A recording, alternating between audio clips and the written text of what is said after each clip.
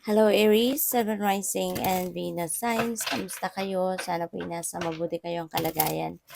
Welcome back po sa Star Tarot. At kung bago kayo rito, welcome din po kayo. Please subscribe, like, share my videos, and leave me a comment kung nakaresonate kayo. So first card po ninyo, we have Death Energy, which is a transformation energy. Kaya ibig sabihin nito na merong napipintong pagbabago sa buhay ninyo. And this is a good one. Magandang pagbabago ito na gagawin ninyo. Kasi this is something na parang paglilinis sa buhay ninyo na gagawin. Kasi alam ninyo na whatever this is na you want to cut off, no, the connection sa buhay mo, hindi na napapakinabangan, hindi na nakakatulong sa'yo, hindi nakakabuti sa'yo, yung gano'n. So, hindi na kumbaga beneficial for you kung ano man ang bagay na yan, pupuwedeng trabaho, 'di ba? Any situation or even tao, 'di ba?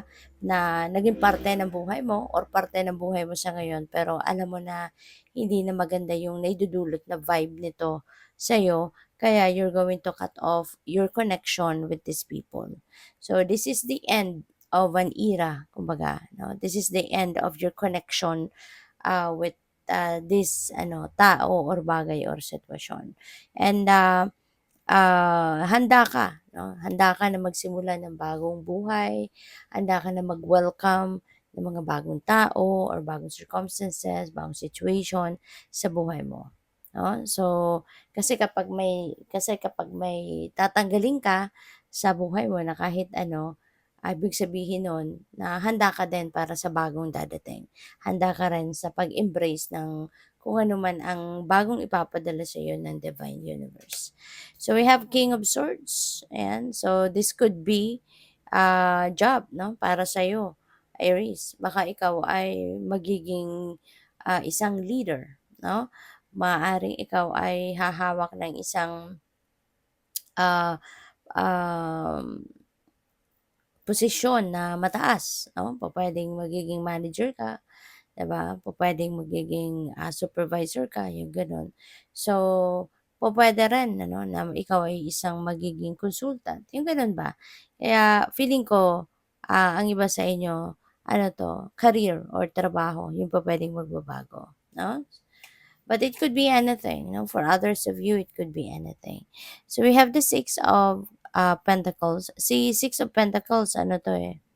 Si Six of Pentacles, um, this is generosity energy. Okay? So, meron ditong this is generosity energy and this could be something na um, pupuwedeng merong magbibigay sa'yo ng pera, 'no? Pupuwedeng merong magbibigay, pupuwedeng merong puwedeng dadating na may bonus, ganyan, or pupuwedeng panalo, 'no? This could be a winning, this could be a windfall. Ang maganda rito kasi this is a period wherein you will be prosperous and abundant. Magiging prosperous ka, magiging abundant ka, magkakaroon ka talaga dito ng ekstrang pera, yung gano'n ba? Kaya this is really a beautiful time para sa'yo in terms of money. Mababago din ang sitwasyon mo pangkaperahan kasi you'll be able to receive an amount of money na would be more than enough para matugunan kung ano man ang inyong mga pangangailangan sa pera. Okay? Possible then, Aries, na ang iba sa inyo rito, you're going to share your blessings. No? Yung mga matatanggap mo, that would be more than enough for you. Makaka-save ka din. And at the same time, kung meron ka din mga pagkakautang, pwedeng mabayaran mo na din sa ngayon. And also, yun, pwede ka pa rin tumulong. Pwede ka pang magbigay, no, sa iba. So, what else? And by the way, maraming salamat for subscribing. And if you haven't subscribed yet, subscribe na kayo. And also, maraming salamat and for not skipping the ads. Malaking bagay yan sa akin. And also, please click the join button sa baba ng video kung gusto niyo na mag-join sa membership. So, we have victory and success. Ayan, napakaganda. Merong tagumpay kayo. Meron nag-iintay na tagumpay sa inyo. Meron nag-aantay na success. So, this could be anything. Pupuwedeng kung ano man ang pinagsisikapan ninyo, this could be it, 'no?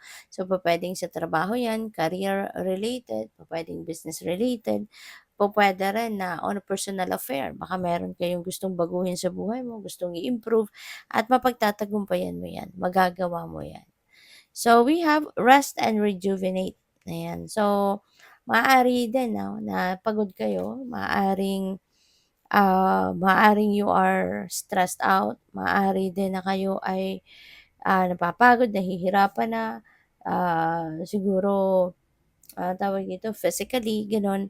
At, 'yan, inaanyayahan kayo rito 'no, na magpahinga din muna kayo, 'no. You need to, rejuvenate, you need to rest muna para na makabawi din muna yung katawan ninyo. Kasi tao lang tayo, 'di ba? We're just humans at, tayo'y may hangganan ang lakas natin kaya hindi natin puwedeng sagarin 'yan, 'di ba? Mas mahihirapan kang bumawi, kapag sinagad mo, na-burnout ka, na-drain ka, 'di ba? Mas matagal na na panahon ang kailangan mo diyan para mag-recover.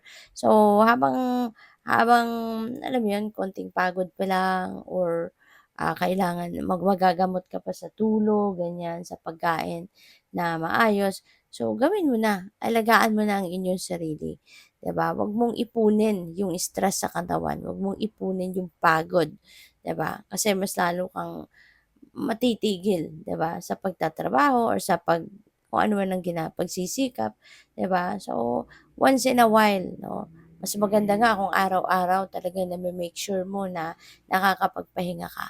Mas maganda ngang araw-araw talagang kahit konting oras, kahit konting, panahon 'no, sa araw-araw before you go to bed, bago ka matulog, nabibigay mo sa sarili mo yung pahinga, yung pagme-meditate, 'di ba, yung pagre-reflect, yung mga gano'n kasi malaking tulong 'yun. So what else? We have moving on.